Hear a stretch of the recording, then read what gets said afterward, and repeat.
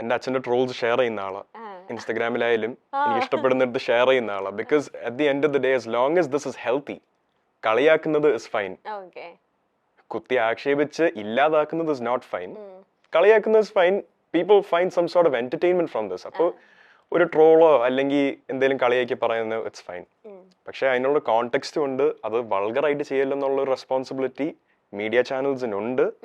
പക്ഷെ free media എന്നുള്ള ഒരു ഫ്രീ മീഡിയ എന്നുള്ള ഒരു media freedom whatever that is, അതിന്റെ ഒരു പശ്ചാത്തലത്തിൽ they just go and portray all kinds of vulgarity. Not every single channel.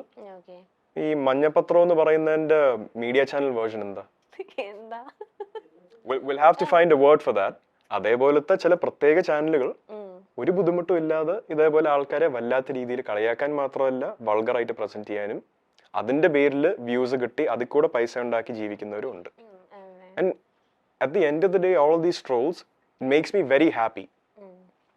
നമ്മളെ ട്രോൾ ചെയ്തോ അല്ലെങ്കിൽ ഞാൻ മാത്രമല്ല ഇതിനിരയായിട്ടുള്ള എത്ര ആൾക്കാരായിട്ടുണ്ട്.